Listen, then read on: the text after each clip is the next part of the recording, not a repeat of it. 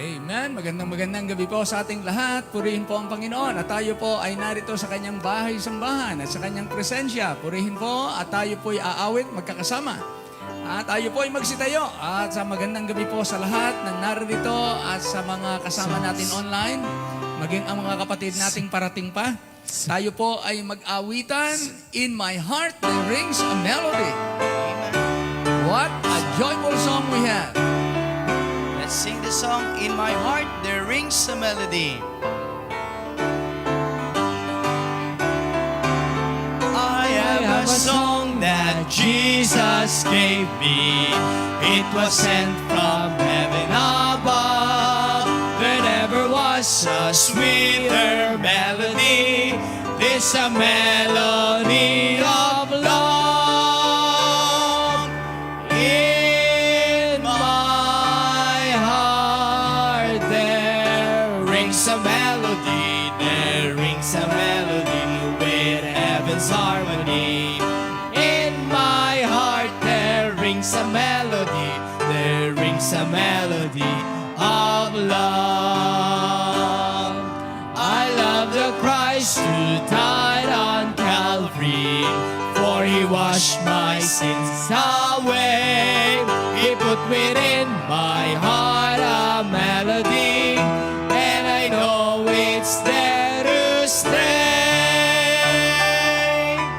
In my heart there rings a melody. There rings a melody with heaven's harmony. In my heart there rings a melody. There rings a melody of love. On the last, 'twill be my endless theme in glory. With the angels I will sing. There'll be a song with glorious harmony when the chord of heaven ring. In my heart there rings a melody. There rings a melody with heaven's harmony. In my heart there rings a melody. There rings a melody of love. Amen. It's so sweet to trust in Jesus. Let's keep ourselves attached to His Word and let's cling to Jesus at doon natin malalaman gaano ka-sweet ang Panginoon sa atin. Amen? Amen. Let's sing the song, This so sweet to trust in Jesus. This so sweet to trust in Jesus, just to take it at His word, just to rest upon His promise, just to know thus said the Lord. Jesus, Jesus, how I trust Him, how I prove Him more and more. Jesus, Jesus, precious Jesus, oh, for grace to trust Him more. Oh, how sweet to trust in Jesus, just to trust His cleansing blood, just in simple faith to clutch me with the healing cleansing blood. Jesus, Jesus, how I trust Him, how I prove Him more and more. Jesus, Jesus, precious Jesus, oh, for grace to trust Him more. On the last, I'm so glad I learned to trust in precious Jesus, Savior, friend. And I know that Thou art with me, will be with me to the end. Jesus, Jesus,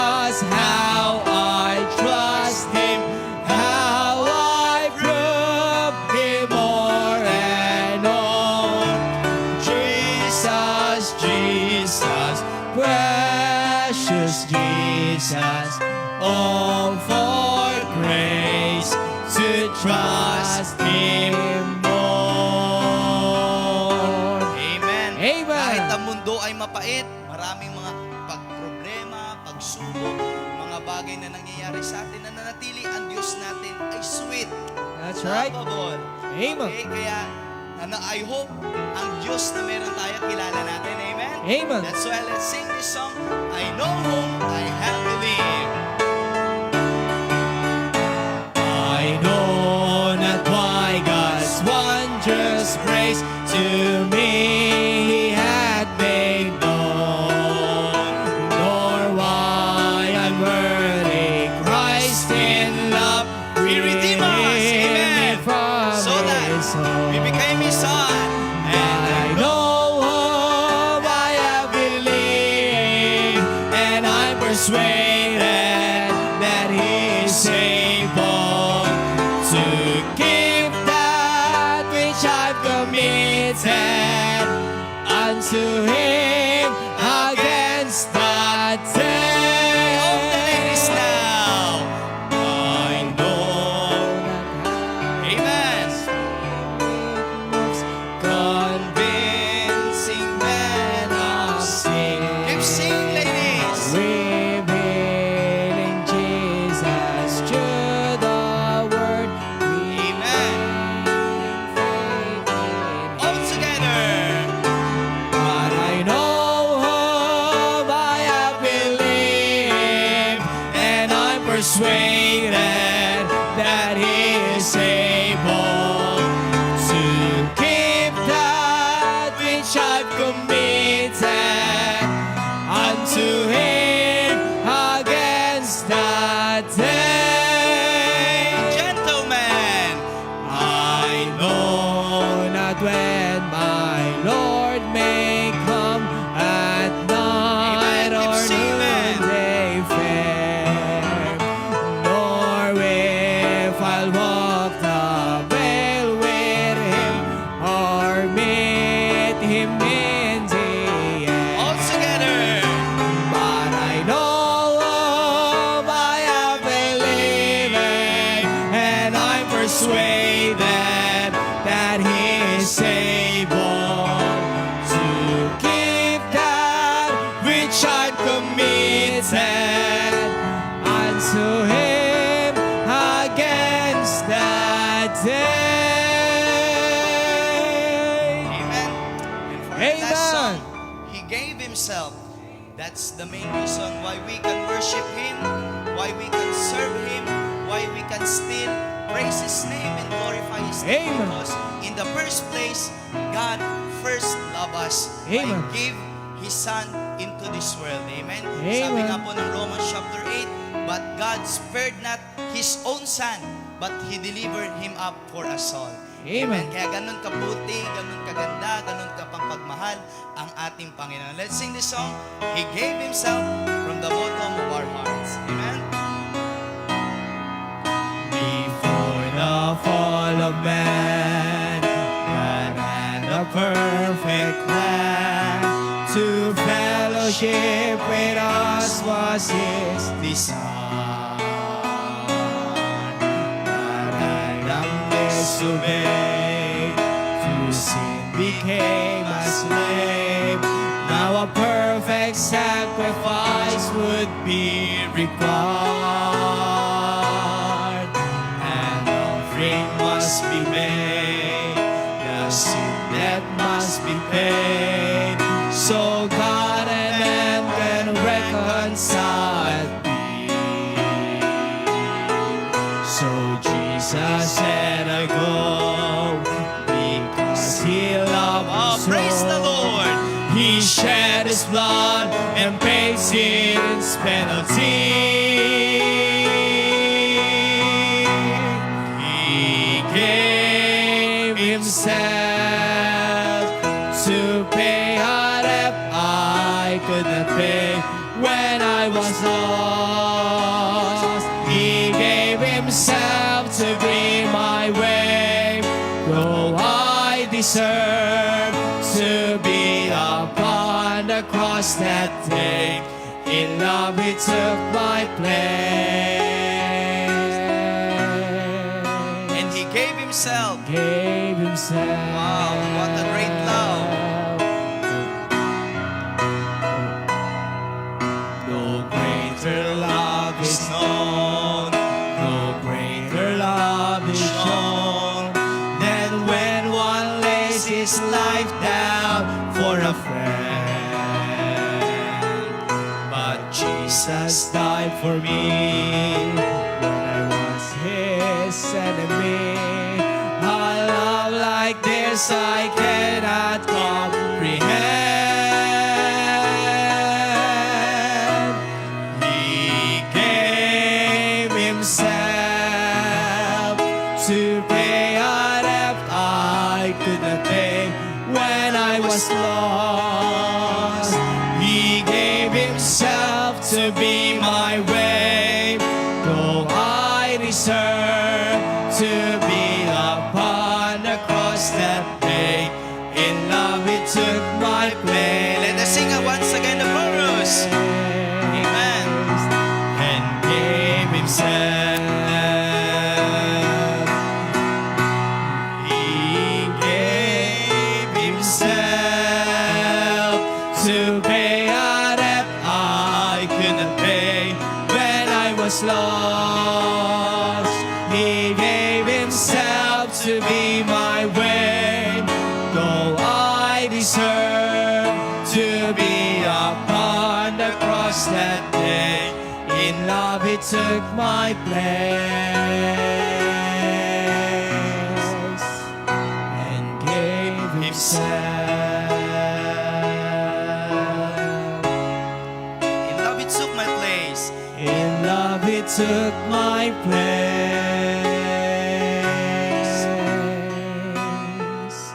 and gave Himself. Amen. Praise the Lord. And may I call on Pastor to lead us.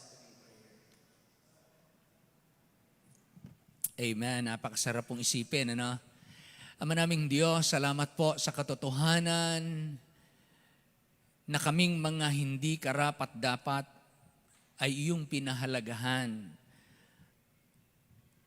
At natututunan naming pahalagahan ang aming sarili, ang aming kapwa, dahil lang pinakita mong halaga ng bawat isa sa amin na wala kaming dapat maliitin dahil anumang uri ng tao ay ipinakita mo ang kanyang halaga nang tunguhin mo ang krus ng Kalbaryo para sa aming lahat. Bagamat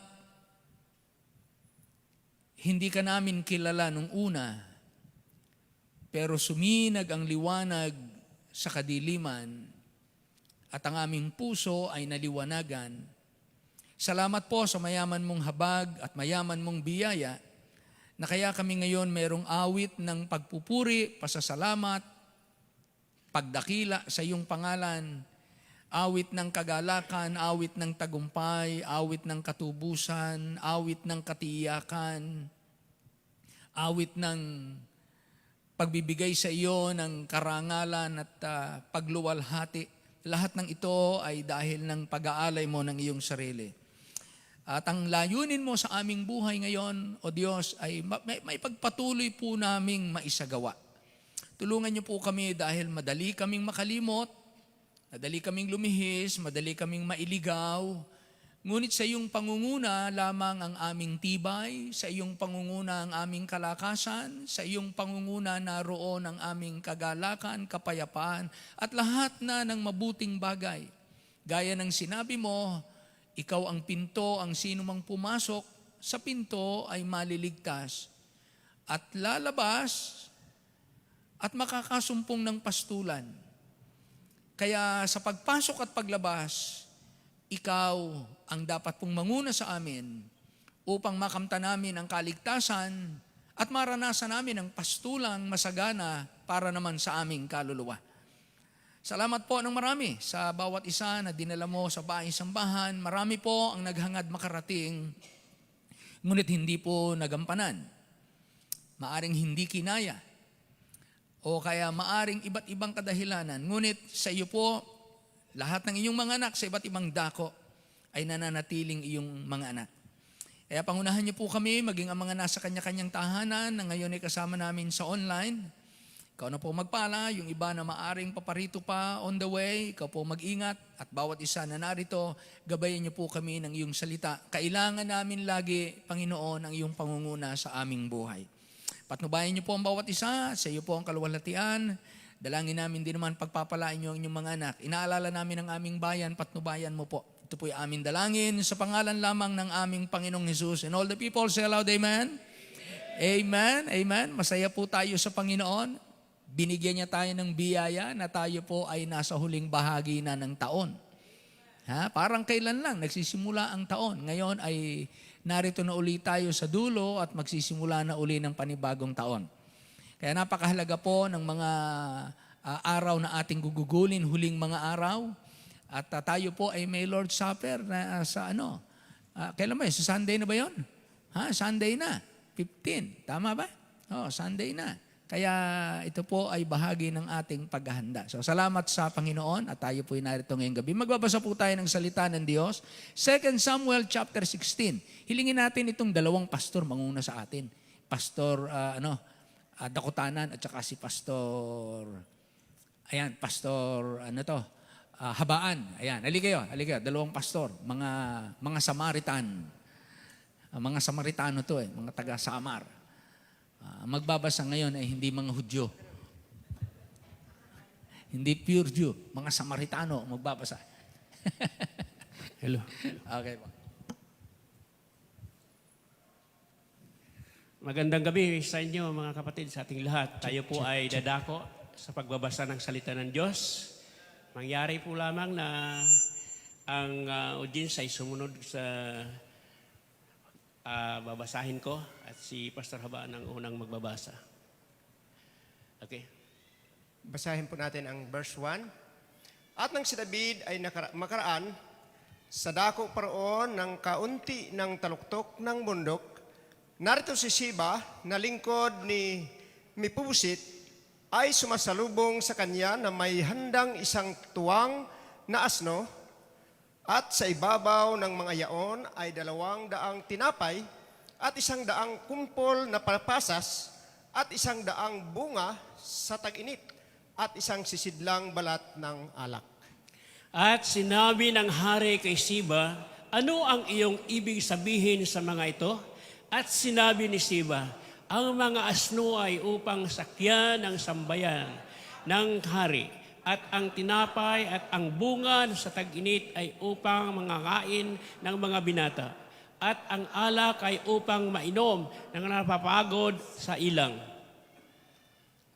At sinabi ng hari, at nasaan ang anak ng iyong Panginoon?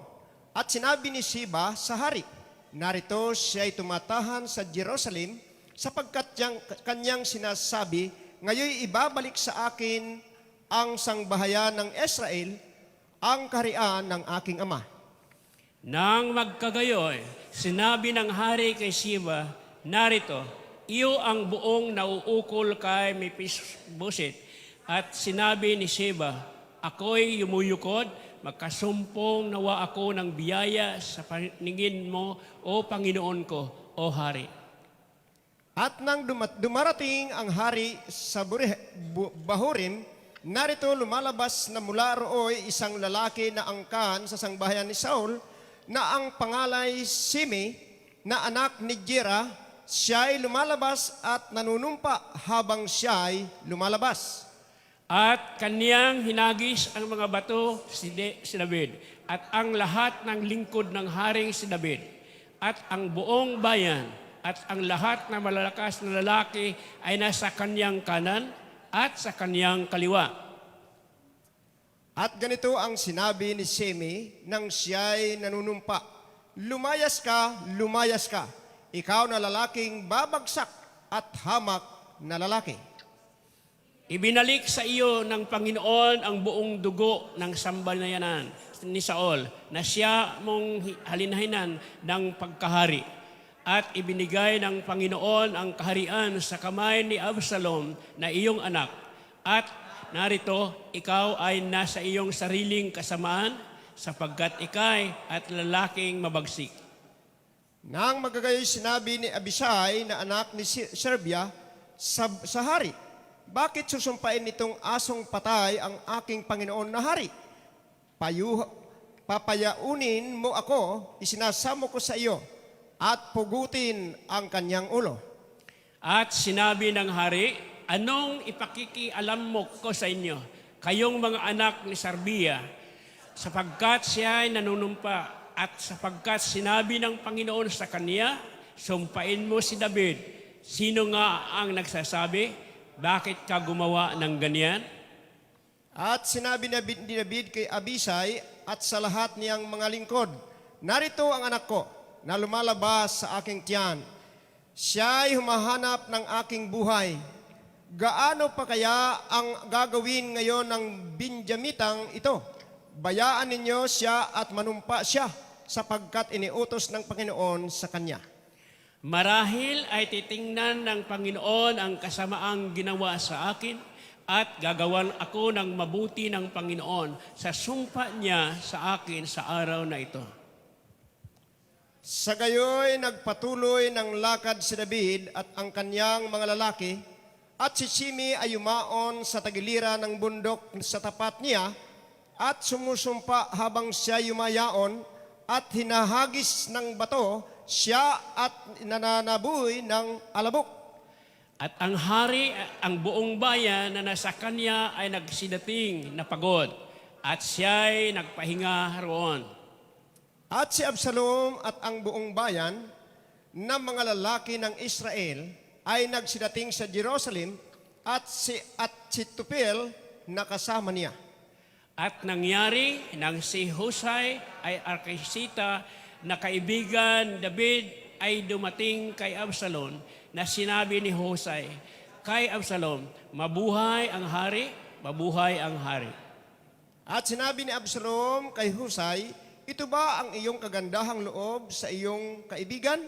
Bakit hindi ka sumasama sa iyong kaibigan? At sinabi ni Husay kay Absalom, hindi, kundi kung sinong piliin ng Panginoon at ang bayang ito at ang lahat ng lalaki sa Israel, duroon ako at sa kasamahan noong tatahan ako. At saka kanino ako maglilingkod? Hindi ba sa harap ng kanyang anak? Kung paanong ako'y naglingkod sa harap ng iyong ama, ay magiging gayon ako sa iyong harap. Nang magkagayon, sinabi ni Absalom kay Ahithophel, magbigay payo kayo kung ano ang ating gagawin. At sinabi ni Ahithophel kay Absalom, sipingan mo ang mga babae ng iyong ama na kanyang iniwan na magsipag-ingat ng bahay. At mababalitaan ng buong Israel na ikaw ay makayayamot sa iyong ama kung magkagayoy lalakas ang mga kamay ng lahat ng nasa iyo. Sa gayoy, kanilang pinagladlad si Absalom ng isang tulda sa bubungan ng bahay at sinipingan ni Absalom ang mga babae ng kanyang ama sa paningin ng buong Israel. At ang payo ni Ahithophel na kanyang ipinapayo sa mga araw na yaon ay gaya ng kung ang isang lalaki ay nagsisiyasat sa salita ng Diyos. Gayong lahat ang payo ni Ahithophel kay David at gayon din kay Absalom. Salamat pagkakabasa ng salita ng Diyos.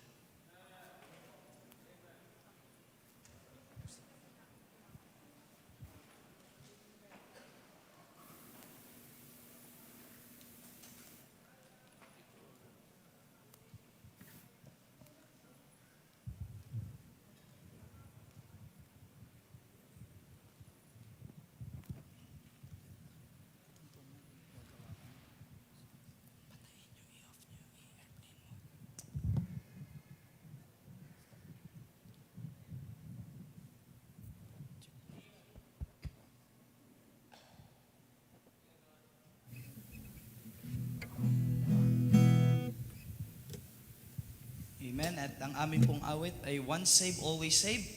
At sabi po na John chapter 10 verse 28 to 29, and I give unto them eternal life, and they shall never perish, neither shall any man pluck them out of my hand.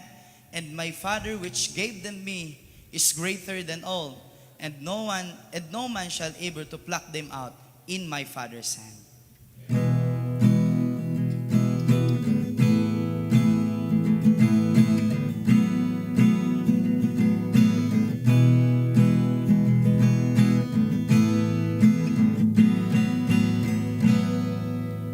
Eternal light began the day we trusted Him, the only way. We cannot lose it, though we still sin, 'cause it's eternal, it can never end. Once saved, always saved, sealed unto redemption day. Once we receive eternal life, we have this promise, we can never die.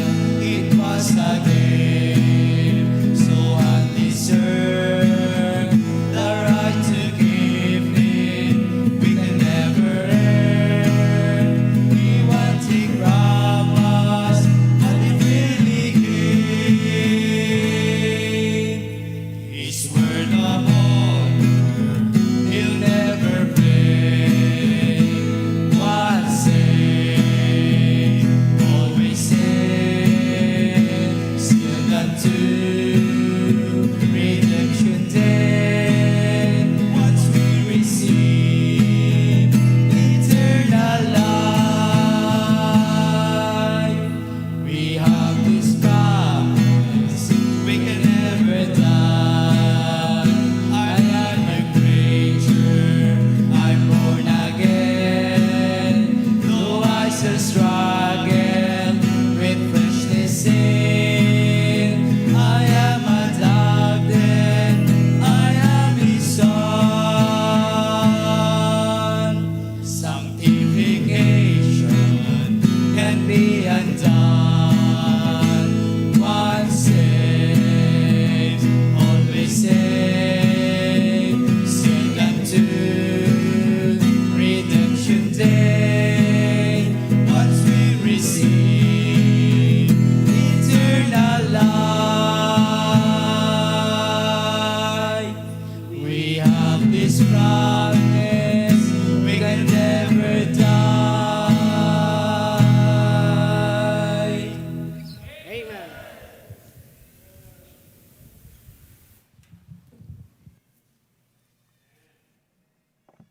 Amen. Tiyak kayong tatlo, save kayo ha. Baka kanta lang ang magaling ha. Amen. Salamat po at tayo nakakaawit ng hindi lamang maganda sa pakinig, kundi totoo sa ating buhay. Na napakagandang kalagayan, napakasarap na katotohanan. Okay, tayo po ay tumayong lahat at atin pumbuksan nating Bible sa Psalm chapter 32. Psalm chapter 32. Psalm chapter 32. Natutuwa tayo na kayo ay narito ngayong gabi at nawa sanayin natin ang ating sarili na tayo ay laging narito sa gabi ng panambahan. Amen? Opo, dahil lagi natin kailangan ng Panginoon sa ating buhay. Siya naman ang nagpapala sa atin. Psalm chapter 32, basahin natin ng sama-sama. Sundan nyo na lamang, babasahin ko po para hindi na tayo maghintayan. Verse 1, Blessed is he whose transgression is forgiven, whose sin is covered. Blessed is the man unto whom the Lord imputeth not iniquity, and in whose spirit there is no guile. When I kept silence, my bones waxed old through my roaring all the day long. For day and night thy hand was heavy upon me. My moisture is turned into the drought of summer, Selah. I acknowledge my sin unto thee, and mine iniquity have I not hid. I said, I will confess my transgressions unto the Lord, and thou forgavest the iniquity of my sin, Selah. For this shall everyone that is godly pray unto thee in a time when thou mayest be found. Surely in the floods of great waters they shall not come nigh unto him. Thou art my hiding place. Thou shalt preserve me from trouble. Thou shalt compass me about with songs of deliverance. Selah. I will instruct thee and teach thee in the way which thou shalt go. I will guide thee with mine eye. Be ye not as the horse or as the mule which have no understanding, whose mouth must be held in with bit and bridle, lest they come near unto thee. Many souls shall be to the wicked, many sorrows shall be to the wicked, but he that trusteth in the Lord, mercy shall compass him about. Be glad in the Lord, and rejoice, ye righteous, and shout for joy, all ye that are upright in heart. Ang pamagat po ng ating mensahe, guide us in the way. Tayo po'y mananalangin. Manaming Diyos, salamat po ng marami. Ang daan ng buhay ay hindi po namin alam. Alam lang po namin, kami nabubuhay, binigyan mo kami ng kakayanan para makapamuhay, pero ang daan ng buhay ay wala po sa tao para pangunahan niya ang kanyang sarili. Kaya salamat po yung mga clear commandments of God at clear teachings of God. Ito po ang aming daan na dapat naming lakaran. Ito po ang buhay na dapat naming gampanan. Ito ang paniniwala na mga aral na dapat naming panangnan. At ito po ang katotohanan na dapat naming isalin sa aming angkan. Patnubayan niyo po ang bawat isa at dalangin namin sa gabay mo. Kung kami po ay nasa maling landas, akayin mo kami. Kung kami naman ay nakatayo at lumalakad sa tamang landas, sa pangunguna mo ay huwag kaming mahiwalay. Hiling namin ang lahat ng ito upang sa buong buhay namin wala na ibang luwalhatiin kundi ikaw. At ito po ay aming hiling at dalangin sa pangalan lamang ng aming Panginoong Hesus. And all the people say amen. Amen. Amen. Maraming salamat po. Makakaupo na po tayo. Kahit ang pinakadakilang mga lingkod ng Diyos ay hindi sapat upang pangunahan ang kanilang sarili. Katunayan, ang sumulat po nito ay si Haring David.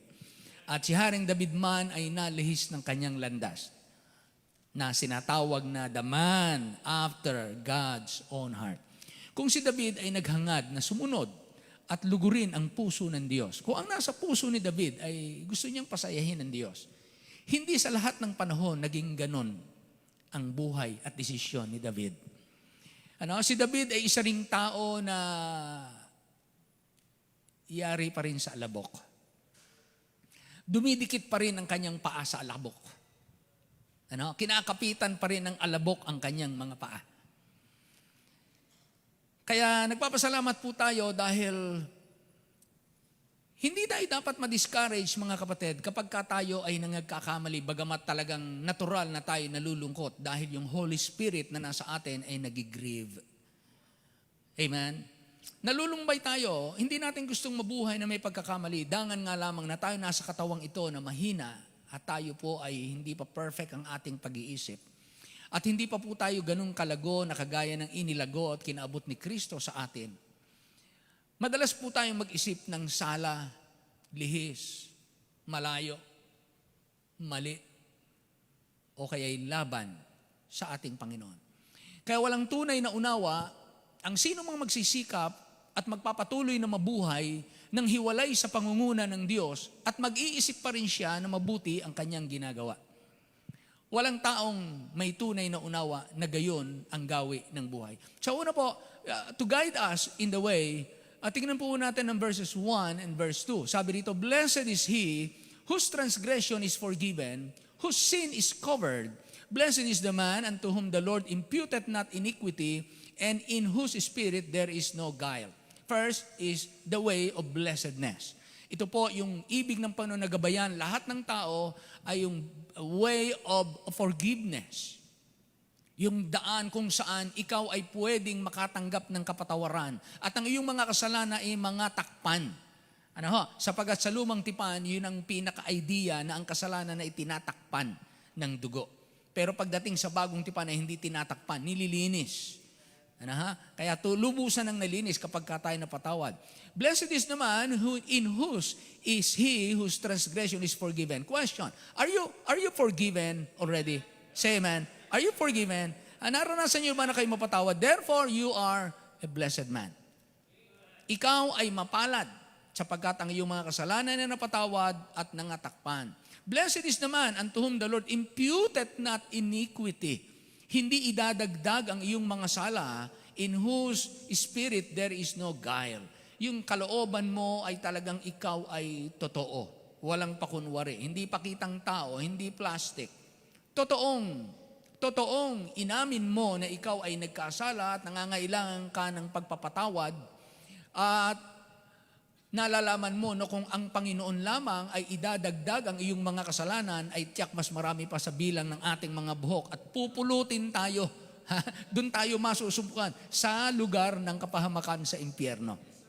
Kaya the way of blessedness is the way of God's or divine forgiveness. Kaya kung tayo napatawad na sa mga nakikinig po online, kung kayo po ay hindi pa nakakatiyak na kayo napatawad na, of course, magkaibang kapatawaran yung tinatawag nating justification by faith. Yung lahat ng iyong kasalanan ay inilagay na kay Kristo at nangapatawad na. Mula nang tayo magsisi ng kasalanan at manampalataya kay Kristo, lahat ng ating mga kasalanan ay inako na ni Kristo at tayo po ay pinawalang sala, wala na tayong babayaran na ating kasalanan.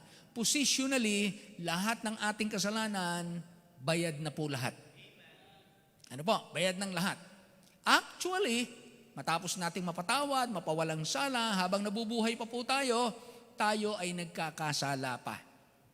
So yung unang pagpapatawad na tinatawag ng Bible na justification by faith, tinitignan na lahat ng ating kasalanan, binayaran na ni Kristo, kaya wala ka nang babayaran and you are declared righteous because of the imputed righteousness of God. At yung ating transgression, yung ating iniquity, imputed on the Lord Jesus Christ. Sa Kanya ipinasan. Tapos yung katuwiran naman na perfecto ni Kristo ay imputed naman sa atin. And God justified us. So that's the way of blessedness. Kaya nagsimula tayong naging mapalad mula nang tayo ay maligtas. Hindi nang tayo yumaman, hindi nang tayo nakapag-aral sa mataas na paaralan, hindi nang tayo ipanganak na nagmana ng maraming mga mamanahin, hindi dahil sumikat tayo, hindi po tayo naging mapalad sa pamamagitan ng mga makamundong pakinabang. Naging mapalad tayo mula nang tayo makamtan natin ang kapatawaran mula kay Kristo. Yun po ang simula ng pagiging mapalad. Labas sa kapatawaran ng Diyos, kahit punong-puno tayo ng pagkain at ng yaman at ng lahat ng karangyaan, kapag walang kapatawaran, wala pa po tayo sa kalagayang ikaw ay taong mapalad. Kaya ang daan ng pagiging mapalad ay yung una, magkaroon tayo ng tamang relasyon sa Diyos. Makipagkasundo tayo sa Panginoon. At pag nakasundo na po natin ang Panginoon, ilalagay Kanya sa posisyon ng anak, posisyon na mapalad, posisyon na nasa iyo ang favor ng Diyos. Yeah? That's the way of blessedness. Number 1, that's in verses 1 and 2. Number 2, verses 3 and 4, the way of waywardness. Paano naman yung paraan o daan ng pagkaligaw? Sabi ni David, When I kept silence, my bones waxed old through my roaring all the day long. For day and night thine hand was heavy upon me. My moisture is turned into drought of summer. Ang pakiramdam ni David, siya natutuyo. My bones wax old. Bumibilis ang kanyang pagtanda. Nagiging marurupok ang kanyang mga buto. Wala siyang makitang tibay sa kanyang kalagayan dahil sabi niya, when I kept silence, my bones waxed old through me. Nung inililihim niya, nung siya hindi pa nagko-confess ng kanyang kasalanan, sabi niya, ibang epekto sa akin. Nung iniingatan ko ang kasalanan, nung iniingatan ko ang aking karumihan, sabi niya, day and night, thy hand was heavy upon me. Mabigat yung kamay ng Diyos. At karanasan niya, wala siyang ganung sigla, wala siyang ganung galak sa puso dahil alam niya na ito ay bunga ng kanyang kasalanan. Now, marami po na nagsasabi na ito yung time na after niyang magkasala kay Bathsheba. Itong Psalm chapter 32. Kaya ganito na lamang ang kanyang confession. Ganito na lamang yung pag-amin niya ng kanyang kasalanan. Of course, alam naman natin yung naging kasalanan niya. Ay hindi mo aakalain na magagawa ni Haring David. No? Aakalain mo ba na isang taong pinagtitiwalaan mo na godly na tao, na nakita mong ginamit ng Diyos, nakita mong talagang ipinagtanggol, naging bayani ng ating bansa. Pinagtanggol tayo sa higante na winner take all, natalo niya si Goliath. Hinarap niya one-on-one. Winner take all. Kung sino manalo sa atin, pag nanalo ka, alipin mo kaming lahat. Pag nanalo ako, alipin namin kayong lahat. One-on-one. Minsan mahirap po yun, lalo na kung nakikita mo ang kalaban mo pagkalaki-laki. Pero kay David, hindi po yun ang naging kanyang panukat. Bagamat napakahusay niya noong mga panahong yon, napakaganda ng kanyang patotoo, siya'y pinuri ng bansa.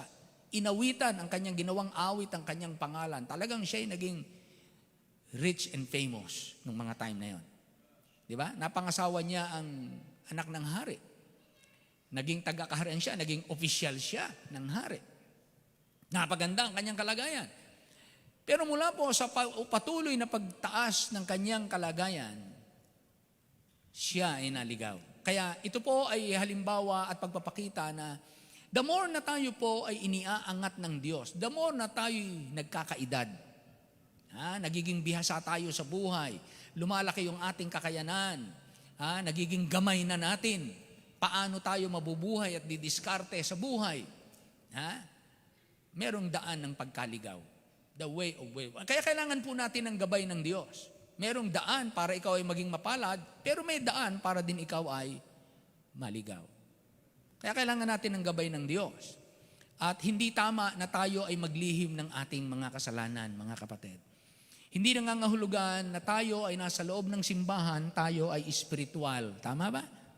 Hindi lahat ng mga tao sa simbahan ay espiritual. Pwedeng anak ng Diyos, pero hindi po espiritual. Kaya dapat po, lahat, napakaganda kung lahat tayo magtatama. Kaya maganda po itong Lord's Supper. Kasi itong Lord's Supper, lahat tayo magpapakumbaba, magko-confess ng kasalanan, nahatulan ng ating sarili, at makikipag-ugnayan muli tayo ng tama sa Panginoon. Kaya napakaganda po ng Lord's Supper. Ang Lord's Supper po, ang tanging paraan na maliwanag na sinabi ng Bible, na sa tuwing gagawin ninyo ito, aalalahanin ninyo, inaalala nyo ang aking kamatayan. So walang command sa Bible, alalahanin ang kanyang kapanganakan. Ang meron sa Bible ay alalahanin ang kanyang kamatayan.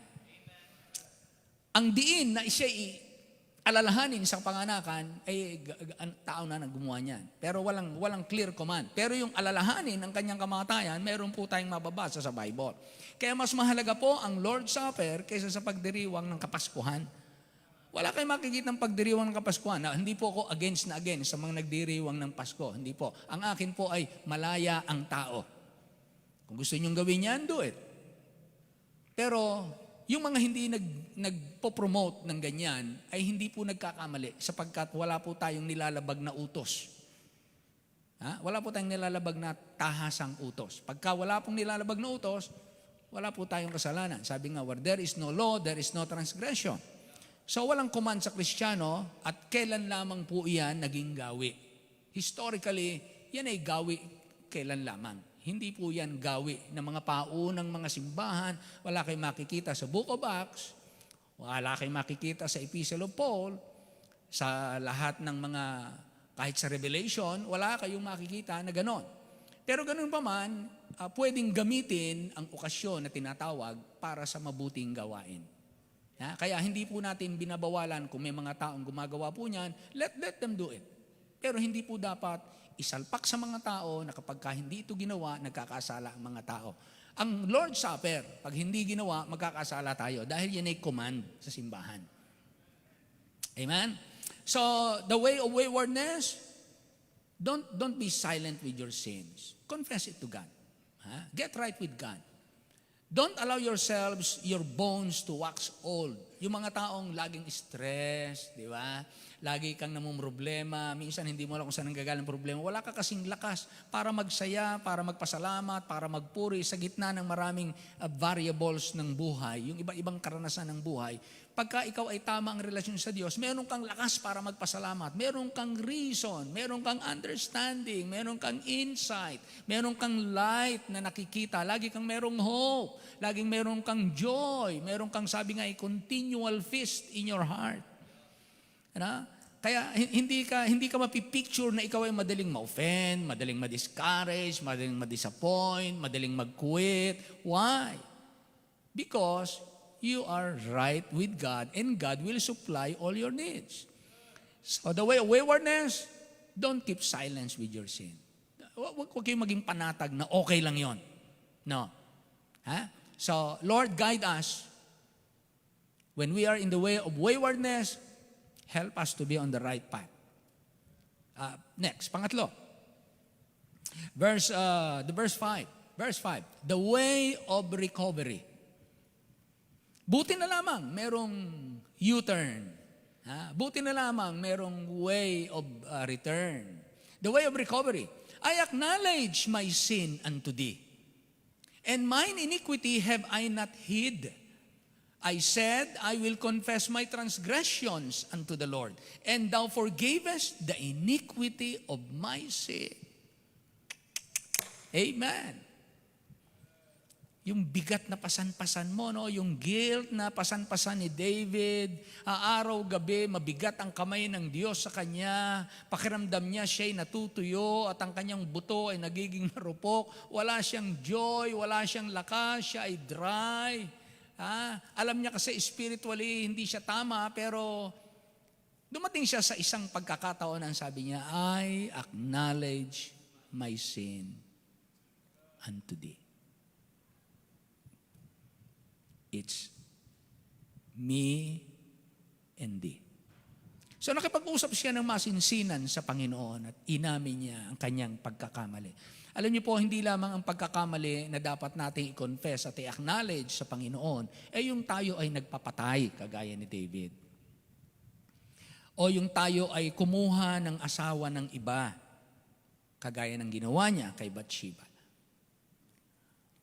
O kaya ay yung kasalanan na siya imbis na nasa labanan, siya ay naroon sa kanyang tahanan, sa palasyo.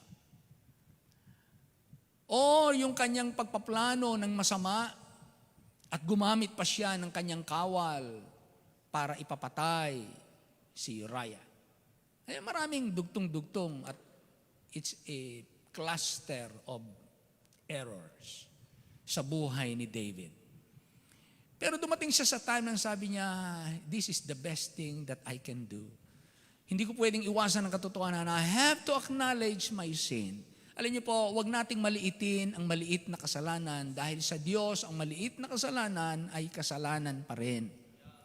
Amen? Parang maliit lang na kasalanan yung kinain ni Adan at saka ni Eva, yung bunga ng pagkaalam ng masama at mabuti. Napakaraming bunga. Napakaraming bunga. Ang Diyos ba madamot na yung isang bunga lamang? At ang Diyos ba, napakalupit na yung isang bunga lamang, yung isang kagat lamang, yung ba'y heinous crime ba yun? Yung ba'y talagang, ano ba yung klaseng kasalanan, saan mo ba ilalagay yung kasalanan na yun? Pero nakita natin, yung paglabag nilang yun, maaring maliit kung tignan, pero sa Diyos po, iyan ay kasalanan at yan ay magiging dahilan para ang aking anak ay pumunta sa krus ng Kalbaryo. Hindi maliit. Ang maliit sa atin ay hindi maliit sa Diyos. Sa Diyos, ang kasalanan ay intolerable.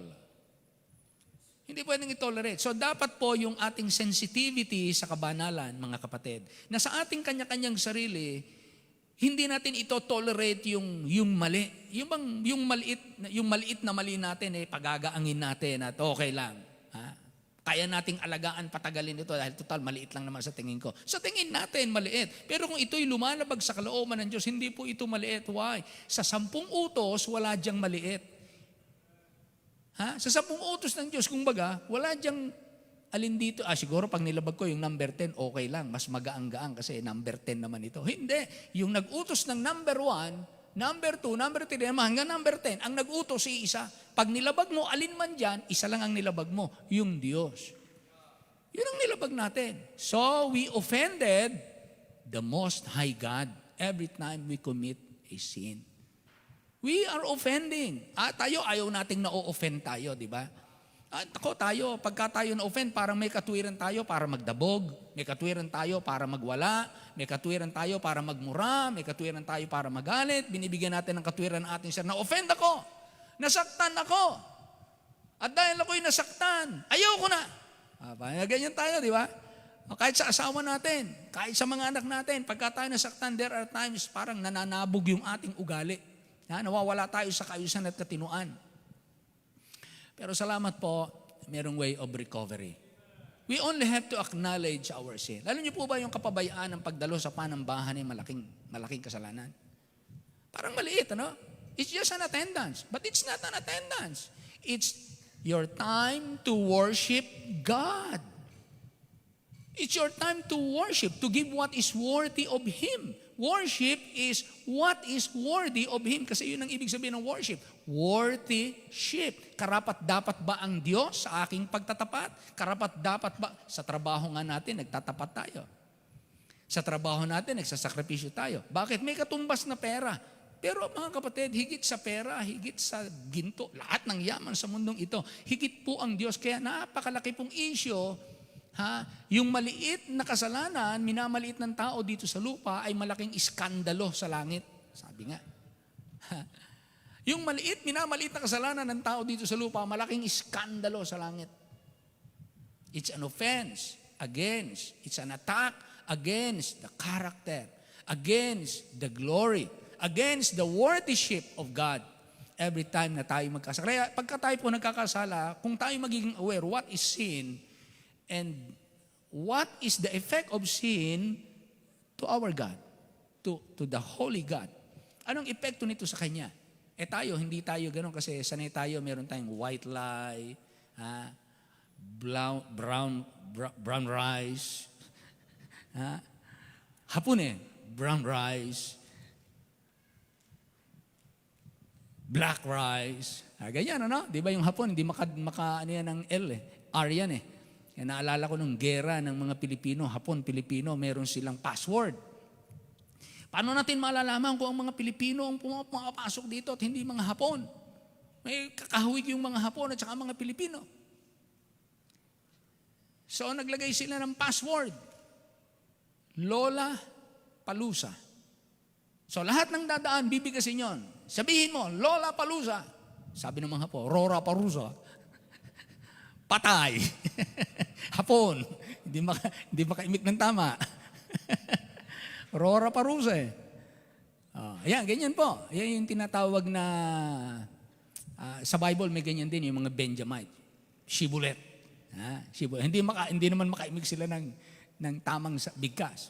So, salamat po, I acknowledge my sin. Mga kapatid, yun po, the way to recovery para maibalik tayo sa isang mapalad na pinaglagyan ng Diyos sa atin, at hindi tayo maging dry, maging excited tayo lagi sa buhay, kinakailangan po makarecover ako. At ang recovery po is to acknowledge my sin. Aminin ko ang aking kasalanan sa Panginoon. And mine iniquity have I not hid. Huwag nating itago. Pangalanan natin. Pagka tayo naglo-Lord's Supper at sinasabi na pong, okay, magkakaroon na po tayo ng self-examination, i-confess nyo ang sarili nyo sa Panginoon, bibigkasin nyo ng mga kasalanan. You name it. Talagang lagyan nyo ng brand. Kung anong tawag ng Bible doon, Lord, ako po ay sinungaling, ako po ay mapagtungayaw, kung ano naman yon. Siyempre, sa pa ninyo sinasabi. At hahatulan nyo ang sarili ninyo, sabi ng Bible. At Panginoon, karapat-dapat po ako sa pinakamalalim na bahagi ng impyerno, Lord. Hindi ako dapat mabuhay kahit isang sandali. Hindi na ako dapat makita yun ang karapat-dapat sa akin. I don't deserve to be visible and to exist in this world. I'm not a good example. Lord, forgive me. I'm not a blessing. Without you, I'm not a blessing, Lord. Kaya Lord, patawarin niyo po ako. So and so on, no? Relasyon ko sa asawa, relasyon sa anak, relasyon sa Panginoon, relasyon sa pagiging miyembro ng simbahan, sa parte ng pagkakaloob, sa parte ng pagpupuri at paglilingkod, sa daan ng kabanalan. Saan tayo nagkulang, mga kapatid? Ikukumpisal mo yun sa Panginoon. At hahatulan mo ang sarili mo bago tayo magpartake ng Lord's Supper. At salamat po, merong way of recovery. Number 4. Verse 6. For this shall everyone that is godly pray unto thee in a time when thou mayest be found. Surely in the floods of great waters they shall not come nigh unto him. Napansin niyo yan? Pray unto thee in a time when thou mayest be found. Ibig sabihin, kapag habang merong pang time na pwede tayong lumapit sa Kanya, habang binibigyan ka pa niya ng open door, pwede ka nang tumawag sa Kanya, makipag-ayos ka na sa Kanya, humiling ka na sa Kanya. So ang tawag po natin dito is the way of opportunity. The way of opportunity. Pray unto thee in a time when thou mayest be found. Dahil dadating ang time, you cannot find Him. Hindi siya sasagot. At hindi ka na niya didinggin. Siya ay magtatawa sa langit sa mga taong hindi nakinig sa kanyang salita. Kaya maganda po ang Diyos nagbibigay ng opportunity sa ating lahat. So mga minamahal, habang tayo binibigyan ng Diyos ng opportunity na lumapit, hindi lamang kayo lalapit mga kapatid para humingi.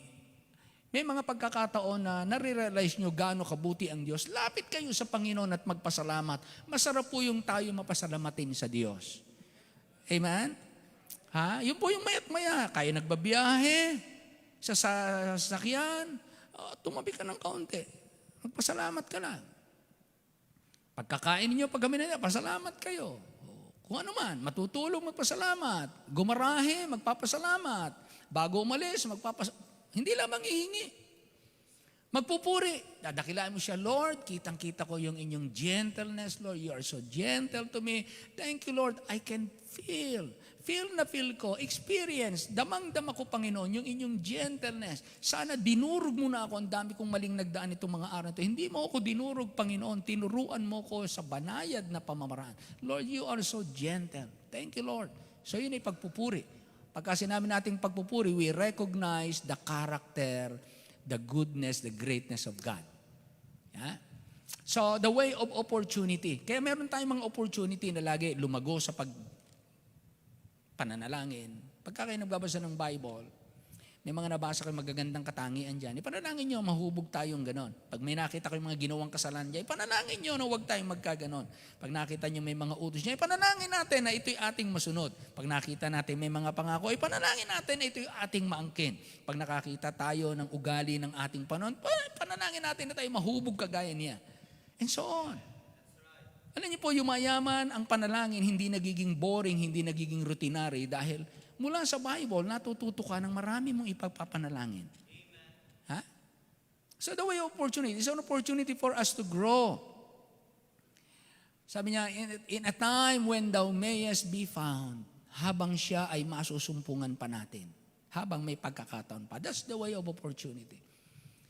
Tulad nito, naalala niyo po, di ba, si Mary, binasag niya yung kanyang pabango, ibinuhos niya sa Panginoon bago siya ipako sa krus. Binasag niya, binuhos niya sa Panginoon. Sabi ng mga alagad, sayang. Pero naibuhos na-anoint na niya ang Panginoon. Yeah? Tapos, pagdating sa Mark chapter 14, nang mag-resurrect ang Panginoon, nagpuntahan yung mga babae, hindi na alam na ang Panginoon nabuhay na muli. May dala-dala silang ointment. I-anoint nila yung katawan ng Panginoon. Pagdating nila, wala na. Nag-resurrect na ang Panginoon. Too late yung kanilang anointing.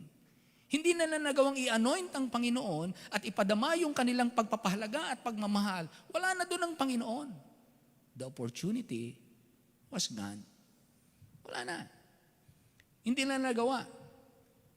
So mga kapatid, merong pagkakataon na para kayo magpakita ng pagtatapat. This is the time habang tayo malalakas pa. Ito yung pagkakataon, yung busy ka. Pero gagawin mo magtapat. Bakit? Ito yung pagkakataon. That's the way of opportunity. Habang kayo, maraming anak, busy sa bahay, busy sa trabaho, doble, nagtatrabaho ka, working mom ka, tapos single mom ka, kumbaga, o kaya dami mong anak, tapos working mom ka pa, tapos single mom ka pa. Ha? Tapos mananambahan ka kahit pagod ka, kahit inaantok ka, hinihila mo ang katawan mo, pinipilit mong manambahan. That is your opportunity, nakikita ng Diyos. So, Lord, guide us in the way. That's the way of opportunity. Nawa makita namin yung mga pagkakataon, paano ka namin lulugurin, paglilingkuran, pagtatapatan, luluwalhatiin, and so on. Now, look at verse 7. Verse 7. Thou art my hiding place. Thou shalt preserve me from trouble. Thou shalt compass me about with songs of deliverance. This is the way of security. Minsan, ang pakiramdam natin, naitanong ko na ito sa inyo minsan, ano ang pakiramdam nyo pag kayo maraming pera, pero wala sa isip nyo ang Diyos? How do you feel? Anong pakiramdam ng mga tao na maraming pera and then walang Diyos? Anong pakiramdam nila? They feel secure. Pakiramdam lang pag marami silang pera, they have the power. Lahat ng kanilang magustuhan, mabibili nila, serbisyo, needs nila, pleasure nila, lahat ng yan. Lahat ng wants, lahat ng likes, lahat ng needs. Pagka merong pera. Pero wala ang Diyos. Pero merong pera. So anong pakiramdam? I feel secure. Kaya kapag nakita ko minsan sa yung lalaki umuwi, mag-asawa, yung siguro napanood nyo naman to sa Facebook. Napanood ko lang Umuwi yung lalaki, gabi na. Galit na galit si Mrs. Umuwi ka ba? Ikaw talaga, pabaya kang asawa, ganyan. At bunga nga yung asawa. Inabutan ng pera agad ng lalaki. Inabutan ng medyo makapal-kapal na tigo 1,000.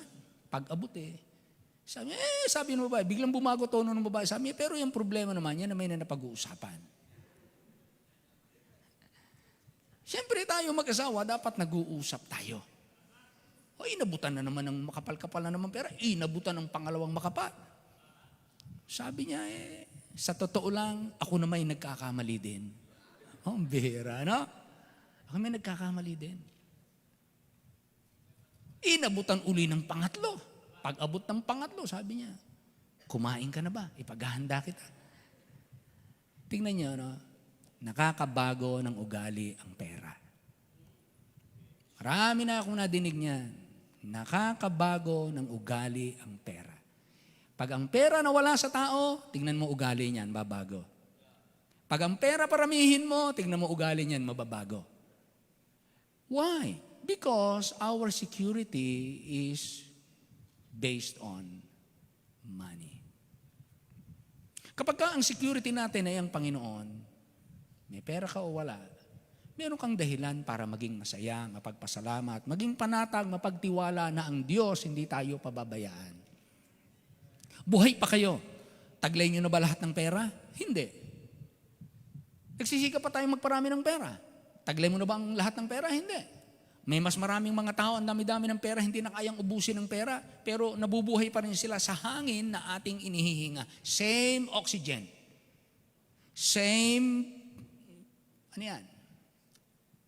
soil na inapakan. Pareho na. Ang kulay ng dugo, pula pa rin. Pag sinugatan mo, magdudugo pa rin. Pagka tumatanda, mamamatay pa rin kahit maraming pera. Nasa kamay ng Diyos ang ating security. The way of security, anong sabi ni David? Thou art my hiding place. Alam niyo naman yung hiding place, di ba? Kapag di ba, napapanood nyo minsan, nanonood ako ng mga nature ng yung mga baboy ramo, hinahabol ng leon. Pag hinahabol ng leon, naku, takbo ang baboy ramo, habol naman yung leon. Ano naman magagawa ng baboy ramo sa leon? Ang laki-laki ng leon. Takbo ngayon yung biglang suot sa kanyang kuweba. Ay, wala na, hindi na mas pasok ng leon. Meron siyang hiding place. Yung mga kuneho, sabi nga ng Bible, nagtatago sila sa mga siwang ng bato, na malalaking bato. Kahit sila habulin ng agila, pag lumusot na sila dun sa siwang ng bato, hindi na kaya ng agilang lumipad dun sa loob. Yun ang kanilang hiding place. Ganun tayo, mahihina tayo, nagtatago tayo. Thou art, sabi ni David, thou art my hiding place. At alam na alam ni David na ang place of protection lamang niya ay kapag siya iningatan ng Diyos. Naalala niyo, one time, pinasuyod ni Haring Saulo si David. Kumuha siya ng 3,000 3,000 warriors ni King Saul. Ipinasuyod si David. Sinuyod. Pinahanap siya. Hindi rin siya nakuha. Why? Siya ang nagpipreserve. Thou shalt preserve me from trouble. Thou shalt compass me about with songs of deliverance. Pupunuin mo ako ng awit ng iyong pagliligtas. Kaya merong awit. Kaya ang mga Kristiyano na merong secured condition, secured mentality in God, hindi nawawala sa kanya yung awit ng kapanatagan at pagpapasalamat. Merong way. Lord, turuan niyo po kami yung talagang way of security. Nagkakamali kami kung ang aming security ay papunta sa pera, papunta sa asawa, papunta sa magulang, papunta sa gobyerno, papunta sa magandang panahon, papunta sa malusog na katawan. Pag malusog kami, we feel secure. Maraming malusog ang namamatay. Hindi lang naman sakit ang nakamamatay. Maraming instrumento ang Diyos para tayo mamatay. Kaya pwedeng may sakit ka, buhay ka, yung malusog, patay. Hindi ko mo matanda, mamamatay ng mas maaga. May namamatay ng bata pa. Ay ilan na ba yung nakita natin na ang kanilang mga magulang buhay pa? Yung mga anak nagkandamatay na. Sa amin na lang, sa case namin, ilan na namatay kong kapatid? 2. O yung nanay namin buhay pa. Yan ang nangyari. Ngayon, halimbawa naman, namatay ng maaga yung magulang. May mga ganyan naman. Maaga yung magulang, yung mga anak tumanda. Pagdating sa langit, sinong mas matanda? Yung magulang o yung anak? Yung tatay niya namatay ng 40 years old. Yung anak namatay 120 years old. Pagdating sa langit, sinong mas matanda? Yung anak. Tay, mas matanda ako sa inyo ngayon, ha? Galang niyo ako. Ganun ba? Hindi. Siyempre, pagdating natin sa langit, sabi nga ng Bible, we shall all be like Christ. We shall all be like Christ. Exactly kung paano, wala po yung edad. Wala naman doon sa langit na matanda eh. Wala. Kasi sa langit, ang aging, mga kapatid, ang aging is part of imperfection. Walang tumatanda sa langit. Hindi pag nakita, pambihira. Sino mas matanda? Ang Diyos Ama o ang Diyos Anak? Saan ba? Siyempre mas matanda ang Diyos Ama Ama nga eh. Mga kapatid, sa langit po, hindi po nagdadagdag ng taon. Eternity. Hindi ka tumatanda doon. Aging is part of imperfections. Kaya dito, tumatanda po tayo. Bakit? Bakit ba kayo tumatanda? Dahil nadadagdagan ng taon? Hindi. Kaya tayo tumatanda, unti-unting namamatay yung ating cells. Mula pagkabata, ang ating mga cells, buhay na buhay, punong-puno tayo ng mga cells sa katawan, fresh. Habang tayo tumatanda, namamatay po yung ating mga cells, nadadamage. Lalo na ngayon mga polluted na panahon at marami nating kinakain na sari-saring hindi maganda. At manatiling abuso sa katawan. Katulad kanina, kausap ko si pastor, isang pastor dito sa Cavite. Alam niyo, pastor, bago ako maligtas, ako'y magsasaka. Magsasaka po ako, pastor. Kaya talagang ang trabaho ko, talagang gadgara ng aking trabaho. Alam niyo naman, pastor, ang magsasaka, madaling araw pa, buhay pa, nasa bukid niyan, trabahong nakakapagod. Pagdating ng gabi, bakbakan ng inuman hanggang madaling araw na kami sa inuman. Ganun, pastor, ako kaabuso sa katawan. Pero na ako'y maligtas, nawala po yon. Pero tama ang sinasabi ng matatanda. Pag inabuso mo ang katawan mo habang bata, maiipon yung iyong pang-aabuso sa iyong katawan at habang ikaw ay tumatanda, ikaw ay sisingilin. Re-rest back sila. Kaya ngayon pa lang, hinay-hinay mga kapatid, tayong lahat. Bigyan natin ng pag-iingat yung ating sarili. So the way of security.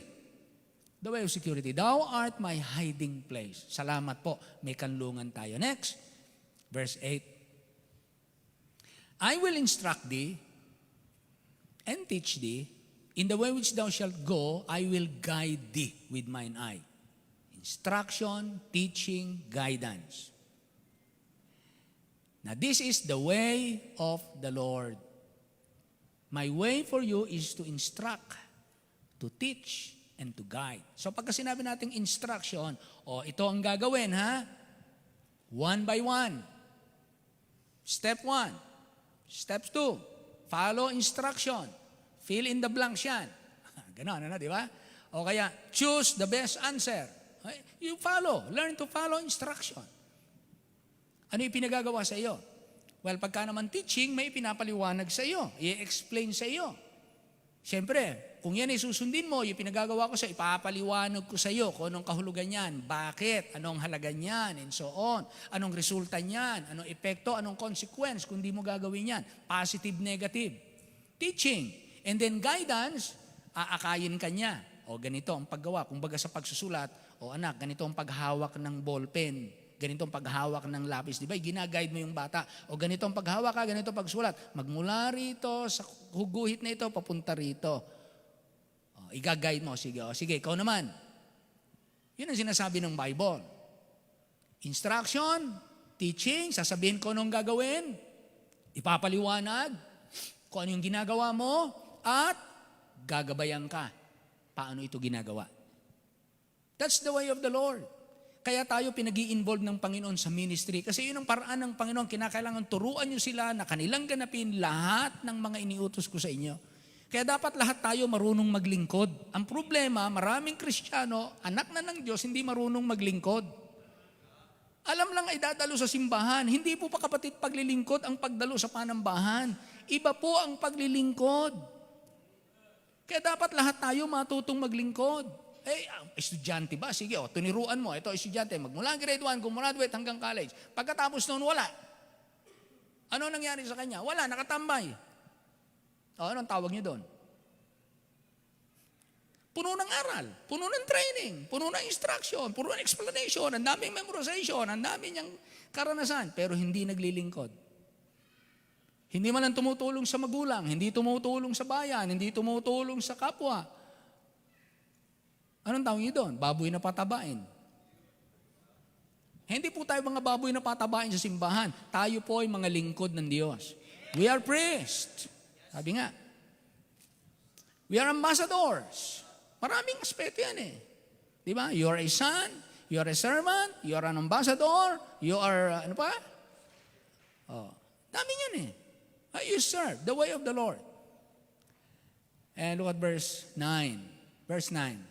Be ye not as the horse or as the mule which have no understanding, whose mouth must be held in with bit and bridle, lest they come near unto thee. This is the way of a fool. The way of a fool. Be ye not, sabi ng Panginoon, huwag kang maging kagaya ng kabayo o kagaya ng mula na walang unawa. Na ang bibig, kinakailangan lagyan dito ng, anong tawag niya sa Tagalog? Anong tawag niya sa Tagalog nun? Ha? Hindi busal. Yung busal nakaganon eh. Yung sa kabayo, di ba, mayroon dito na nakaganon yun eh. Pagka palilikuin mo sa kanan, hilahin mo dito. Pagka sa kaliwa, pahilahin mo dito. Yun ang nagagay. Pag pahihintuin mo, sabay mong hihilahin ganon eh. Napapaganon yung kabayo. Pagka binigla mo, titihaya yung kabayong ganon eh. Yun ang control sa kabayo. Anong tawag niyo po? Mukado. Ang tawag nila doon sa Samaria, mukado. Ay nakalagay sa kanyang yung sabi bit and bridle. Di ba nakita yung sa kabayo kahit sa mga kalesa? Yun andun ng control eh. Pag hinila mo dito, gaganon yun. Pag hinila mong sabay yun, gaganon yun. Kahit na yung mga kabayo, pagka sinasakyan, di ba, yung mga hinete, nakikita nyo, may mga pamalo pa sila. Napalo ng pinapalo. Kinakailangan ka ba bang paluin? Sabi ng Panginoon, this is the way of a fool. Kinakailangan pang paluin, kinakailangan lagyan pa ng bakal dito sa bibig. Why? Sabi dito, be not as the horse or as the mule which have no understanding. Ibig sabihin, ang taong marunong umunawa, sapat na ang salita. Tama ba? Pero ang taong hindi sapat ang unawa at hindi marunong umunawa, pinapalo yan, dinidisiplina yan, pinaparusahan yan, pinapahirapan yan. Naalala ko, kahit sa eskwelahan, pinadidi pa tayo. Sabi ng mga teacher, di pa. Lalagyan ng libro. Pambihira, nakadi pa kami. Yung mga matatalino, dumi pa. Kaya lagi kami nakadi pa. Matatalino mga hopya. Kala mo, saan matalino, no? Ayun, nakadi pa. Sa bahay naman, ayun, luhod sa munggo. Paluhod kami sa munggo. Ako, ang sakit ng luhod sa munggo. Minsan, papalitan pa. Asin naman ang paluluhod kami sa asin. Ako po, pamirang parusa ito. Ewan ko, iba sa inyo, hindi na nakatikim ng ganyan. Pag lumuhod na kayo, may kutsyon na. Sa kasalan na. Wala nang ganun nagpaparusa yata ngayon. Ewan ko. Pero, but that's the way of a fool. Sabi niya, do not be as the horse. Bakit? Kinakailangan pa daw lagyan ng bibig ng pang-control. Gusto niyo ba ng anak? Ng anak ninyo, lalagyan niyo pa ng bridle? Maghugas ka. Gusto mo lalagyan ng tali yung bibig ng inyong anak? Ano, guhugas ka? Hindi. Maghugas ka. Opo, hugas na ho. Gusto niyo ba ng gano'n na? Hindi niyo ginagawa yun sa anak ninyo. Why? Tinuturuan natin ang ating anak. We give them instruction, we teach them, and then we guide them. Yun ang ginagawa natin sa ating mga anak. At yun ang way of the Lord. But the way of a fool is like a horse. Ang horse malakas. Malakas ang kabayo. Di ba? Ang lakas ng kabayo. Hindi tayo tatagal sa takbuhan ng mga kabayo. Malakas ang kabayo. Pero ang problema ng kabayo, meron siyang sariling gusto. Mapapasunod mo lang siya pag nilagyan mo siya ng control na hindi niya kayang takasan. Merong element of force. Pupuwersahin mo siya. Sumunod sa iyo. May mga anak ng Diyos na kinakailangang parang kabayo. Kinakailangan nyo pang lagyan ng kontrol. Hindi sapat yung salita na pag pinangaral mo, susunod na ng kusa. Kaya ang sabi ng Bible, sa taong matalino, sapat na ang salita. Sa taong mangmang, hampasin mo siya kahit ng 7 ulit sa likod, hindi yan makikinig. Sabi ng Bible. So the way of a fool. So Lord, guide us in the way na huwag kaming masanay, mag-ugali kagaya ng mga haling o mga hangal. Then number 10, the way of decision. The way of decision. Araw-araw gumagawa po tayo ng decision. We make choices, we make decisions. Lagi niyo pong tatandaan, pagka kayo merong pinili na gawin, meron kayong pinili na hindi gawin. At binanggit ko po ito sa Bible school nung kami nagla-lecture. This is what we call the opportunity cost. Opportunity cost. Ano ba yung opportunity cost? Ginagamit po ito kahit sa negosyo, ginagamit po ito sa gobyerno, ginagamit po ito sa pamamalakad. Pag sinabi natin opportunity cost, meron kang isasacrifice, meron kang isasakripisyo na mawala sa iyo, bibitawan mo yon para lang makuha mo yung isa pang choice na gusto mo, na mas mahalaga sa iyo. Yung binitawan mo, yung isinacrifice mo, ang tawag doon, opportunity cost. So, halimbawa ngayon, kayo, gusto niyo na sana, pagod kayo, nagtrabaho kayo na maghapon, tapos, narito pa kayo, imbis na sana natutulog na kayo, nakakain na sana kayo ng hapunan, natutulog na sana tayo pare-pareho. Pero anong ginawa natin? Binitawan muna, iniwan natin yung ating kama, iniwan natin yung ating oras magpahinga, iniwan natin yung ating comfort zone, and then nagpunta tayo sa bahay panambahan para purihin ng Panginoon. Ang tawag po doon, isinacrifice mo yung isang bagay, para mag-gain mo ang isang bagay, ang tawag po doon sa binitawan ninyo, opportunity cost.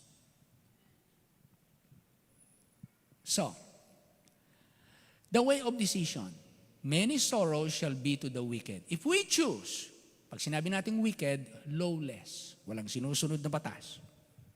Wicked. Lawless. Kung pinili natin, walang masusunod kundi ako. Walang ibang batas-batas. Wala akong ginagawa. Sabi ng Bible, the sorrows, many sorrows shall be to the wicked. Kung ikaw yung lawless na tao, ayaw mo ng control, marami kang kalungkutang mararanasan. Maraming oras, panahon na papatak ang iyong luha. Pero ang sabi ng Bible, but he that trusted in the Lord, mercy shall compass him about. Wow, this is the way of right decision. Way of decision is either you want to be lawless or you want to love the law of the Lord. You trust in Him. Magtiwala ka na ang kanyang paraan, ang kanyang batas, makakabuti sa iyo. At yan na ang best, wala nang ihigit dyan. Then last, look at verse 11. The way of gladness. Gusto mong maging masaya? Be glad in the Lord and rejoice ye righteous, and shout for joy, all ye that are upright in heart. So sino yung magiging magalak sa Panginoon? Sino yung magre-rejoice? Sino yung mga magiging makakakitaan ng matuwid na buhay? Sino yung sisigaw sa kagalakan? Sila na merong matuwid na puso. The phrase upright in heart means sincerity, integrity, and righteousness in one's inner being. It is used to describe those who live in accordance with God's will, exhibiting honesty and faithfulness in their relationship with God. The concept of an upright heart emphasizes, dinidiin, the importance of a heart aligned with God's ways. So anong gagawin ng Panginoon? If you have an upright heart, Psalm 7:10, my defense is of God, which saveth the upright in heart. Oh, kapag kayo upright, the way of gladness is to have an upright heart. That's the way of gladness. Anong gagawin ng Panginoon? My defense is of God, which saveth the upright in heart. Karamdaman, kahirapan, kalungkutan, kaguluhan, kagulumihanan, at kung ano pang mga masamang negative, sabi ng Bible, He will save the upright in heart.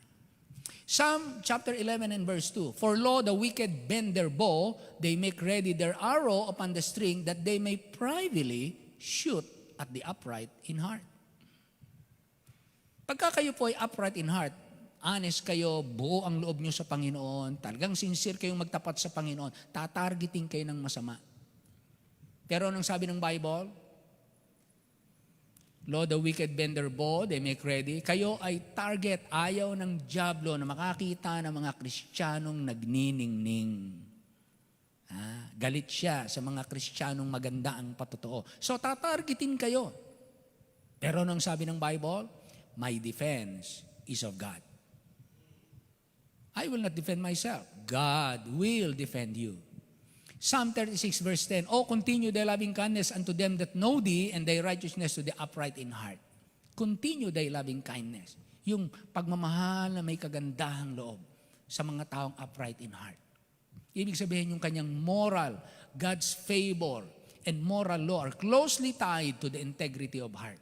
Meron itong kaugnayan sa anong kalagayan ng ating puso. Psalm 125:4, do good, O Lord, unto those that be good, and to them that are upright in their hearts. So ang Diyos ang gumagawa ng mabuti at kabutihan sa mga taong nabubuhay ng merong matuwid na puso. Kaya ano pong sinasabi ng Bible? The Scriptures repeatedly affirm that it is not merely external actions. Hindi ito panlabas lamang na buhay na hinahanap ng Diyos. Tinitignan ng Diyos ang talagang kaloob-looban ng ating puso.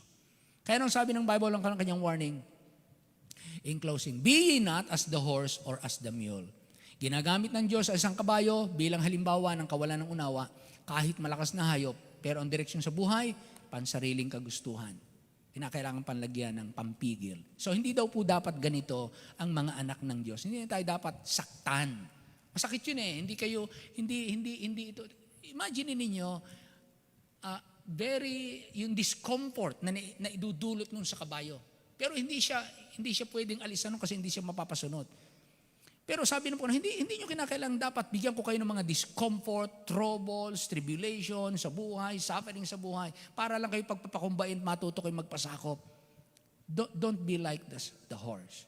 Nang sabi dito, which have no understanding. Ang mga kabayo hindi nagbabasa, hindi nakikinig, hindi nag-aaral, hindi nananaliksik, hindi nananalangin sa kalooban ng Diyos. Huwag tayong gano'n. Which have no understanding. Tayo po binibigyan ng Diyos ng pangunawa. Amen? Sabi dito, whose mouth must be held with bit and bridle. Napansin yung must? It's a must. Sa isang kabayo, saka sa isang mula.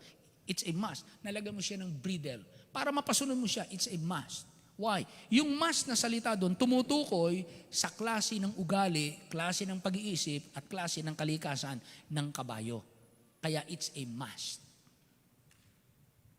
Hindi mo siya mapapasunod sa gusto mo ng may-ari kapag walang paraan ng kontrol na ilalagay, hindi maiiwasan ng kabayo o yung mule ipamuhay yung kanyang likas. So the horse must be guided by bits and bridle. Kaya hindi natin ito ginagawa sa ating mga mahal sa buhay, sa ating asawa, sweetheart. Sabi ko sa'yo, huwag mong basta gastusin ng pera. Mahirap na mag-ipon ng pera. Huwag mong basta gastusin yung pera natin. Huwag kang puro order sa TikTok at saka sa Shopee at saka sa Lazada. Kilalang-kilala na tayo sa barangay.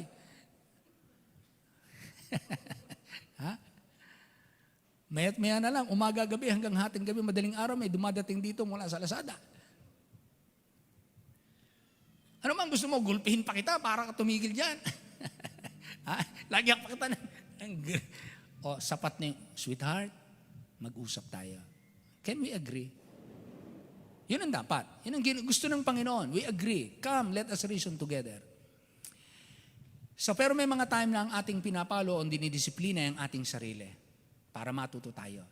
At gusto ng Panginoon tayo minsang paluin ng Diyos para matuto tayong rumispeto sa Kanyang kalooban sa atin. Kaya may kasabihang, rendahan mo.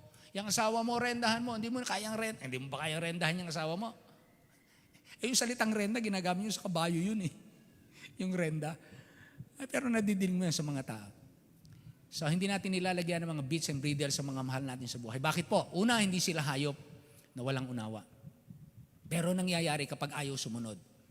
Dahil hindi inuunawa ang pinagagawa. Pangalawa, bakit natin hindi dapat lagyan or bakit nilalagyan ng bridle ng mga kabayo? Para matutong sumunod ng instruction bilang paghahanda sa daan ng pagpapala sa kanilang buhay. Ba't tinalagyan mo ng control? Minsan sige, alisan kita ng cellphone. Parang ganun yun eh. Alisan kita ng cellphone. O kaya, mula ngayon, hindi ka pwedeng manood ng TV. Hindi ka, aalisan mo, didisiplinahin mo. Diyan ka lang sa kwarto. Sige, face the wall. Parang ganon. 2 bata, nakatalikod na ganyan dun sa wall. Pinarusahan ng nanay. Dumating yung tatay.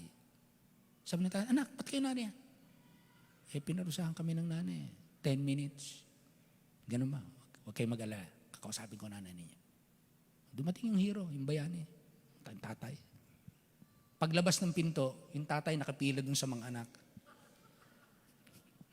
Sabi niya, mga anak, ilang minuto kayo? 10 minutes, Dad. 30 minutes sa akin eh. Mas malala parusa. Napanood niyo ba yan? Huwag niyo naman gawin sa asawa niyo yun. Sister Donna, huwag mo naman gawin sa akin yan, ha? Okay? So, bakit natin dinidisiplina? Para po ihanda sila sa daan ng pagpapala. Pagka ang mga bata lumaking maayos, mababait na bata, masunurin, alam nyo, hindi malayo ang pagpapala sa mga taong masunurin sa tama. Amen? Madaling ma-promote ang mga taong masunurin sa tama. Dahil kaaliwan sa puso ng magulang, kaya natin tinuturuan ang ating mga anak. Sabi nga ng Bible, do not be like the horse na kinakanagyan. Sapat na yung i-guide kita ng aking mata. Gagayad lang kita ng aking mata. Alam mo na yung mata ko. Pagka lumaki yung mata ko, tahimik na. Nung una, ganun din ang mga bata, di ba? Pag tinitig, may mga bisita, tumitig yung nanay sa mga anak o yung tatay, tinitigan ganun yung mga anak. Pasok sa kwarto yung mga anak. Alam ng kahulugan nun. Pag hindi kayo tumigil, hindi kayo umayos niya, mamaya papaluin ko kayo. Ha? Ngayon, hindi ganun. Hindi makuha sa laki ng mata. Ilaglag mo man ang mata mo, baka sipain pa. Pakalat-kalat yung mata mo. Dad, yung mata mo pakalat-kalat. Nako, nawa, wag mangyari sa mga anak natin. Kaya mahalagang tinuturuan yung ating mga anak. Go with them with agreement. Ha? Kagala ka ng mga magulang na marunong nang sumunod sa utos ang ating mga anak dahil pag sila nagkaroon ng mga trabaho at sila nagsinegosyo at naging mamamayan, sila magiging hindi problema sa ating bayan. Kaya natin sila tinuturuan kapanatagan ng puso na makita sa maagang panahon ng ating mga anak. Hindi magiging pabigat sa tahanan, hindi problema ng asawa, hindi problema ng bayan, at hindi magiging laman ng bilangguan ng ating anak. Karangalan din ng mga magulang na ang kanilang anak ay napupuri at pinasasalamatan ng ibang tao na nakakakita sa mabuting ugali ng ating mga anak. Di ba masarap pakiramdaman? Sabi niyo, yung anak mo? Tuwan-tuwa kami dun sa anak mo. Pambera. Isinama namin sa bahay. Pero mo naman, napakamatulungin ng anak mo. Marunong magmagandang gabi. Hindi naupo pag hindi pinauupo.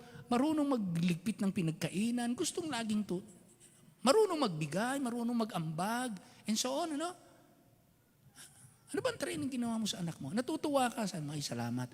Ang aming mga anak, pwede na naming alpasan, marunong mag-ugali ng tama kahit saan naroon. Yun ang maganda. Anong masakit na karanasan ni David? Naranasan niya, dahil ng kanyang kasalanan, itong Psalm 32, nagkasakit ang bata. Di ba? Nanalangin sa David na gumaling yung kanyang anak. Kahit siya nananalangin na gumaling, lumalala ang sakit ng bata. Habang lumalala, walang makitang kagamutan sa buong kaharian. Anong ginawa ni David? Nanalangin at nag-ayuno si David. Habang ginagawa niya yon, palapit ng palapit ang kamatayan. Hanggang namatay na ng tuluyan ang sanggol. Si David, sa tindi ng kanyang kasalanan, alam niya na gano'n ang nangyari. Kaya minsan sa isang simbahan naroon ang dalawang kalagayan ng puso ng mga anak ng Diyos. Mga nagsanay na maging malaya, na sumunod, masayang sumusunod sa Panginoon. Pero may mga Kristiyano na kahit na mga anak ng Diyos sa isang simbahan, kinakailangan pa silang paluin, lagyan ng bridle para lang sumunod. Nawa po, matutunan natin yung daan ng Panginoon na tayo po'y maging masaya, mabuhay para sa Kanya. Maraming Diyos, salamat po ng marami sa kabutihan mo po sa amin. Purihin ka, sapagkat banayad ka na gumagabay sa amin. Kahit sa aming pagtanda, O Diyos, hindi kami exempted. Kahit kami mga senior years, hindi kami exempted. Minsan, mas mabigat pang ang problema pagka kami tumatanda dahil pag mas matanda, minsan mas parang may karapatang gumawa ng mali at siya igalang pa rin. Pero kami man po, ano man ang aming edad, bata man o matanda, lahat kami nagkakamali. Lord, guide us in the way of blessedness. Guide us in the way of God's pleasure. Guide us in the way where you can be honored and we as your children can gladly, joyfully do the work and serve you with a thankful heart. I-bless you po ang bawat isa. Pangunahan niyo po ang simbahang ito sa daan na dapat naming lakaran. Hiling namin ang lahat ng ito na nagpapasalamat sa inyo sa pangalan po lamang ng aming Panginoong Hesus. Amen. Amen. Tayo po tumayong lahat. Tayo po umawit.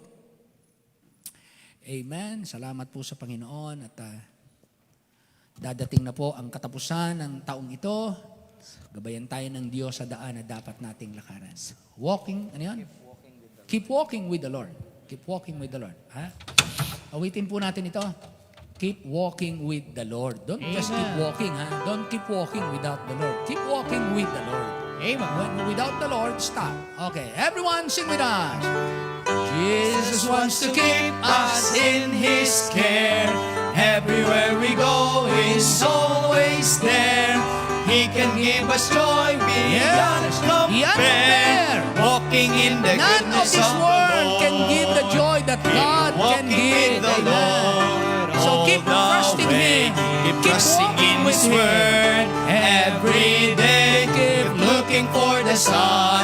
Watch and pray. Keep walking, trusting all the way. Looking, watching, praying every If we day. follow, If we follow Jesus, He will lead. He will then supply our every Yes, need. amen. Absolute success is Guaranteed success, guaranteed. amen. Walking in the goodness of the Lord.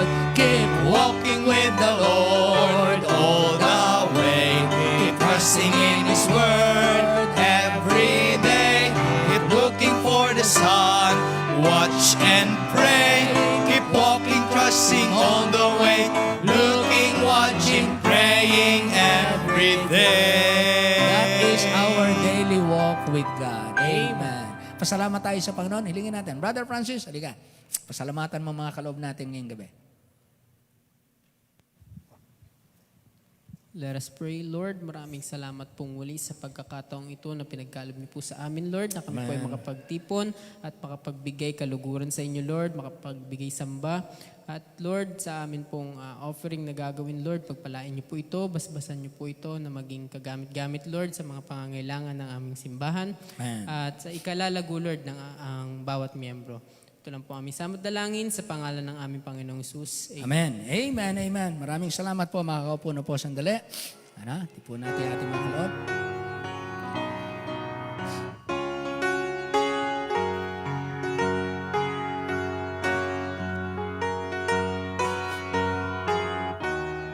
I'll say yes, Lord, yes.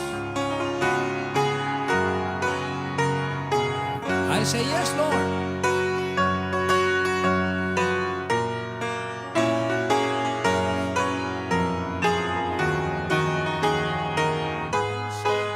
Will be yes. Amen. Tayo po tumayong lahat. Umawit po tayo. I'll say yes. I'll say yes, Lord, yes. To your will and to your way. I'll say yes, Lord, yes. For your When there's trials and help each day.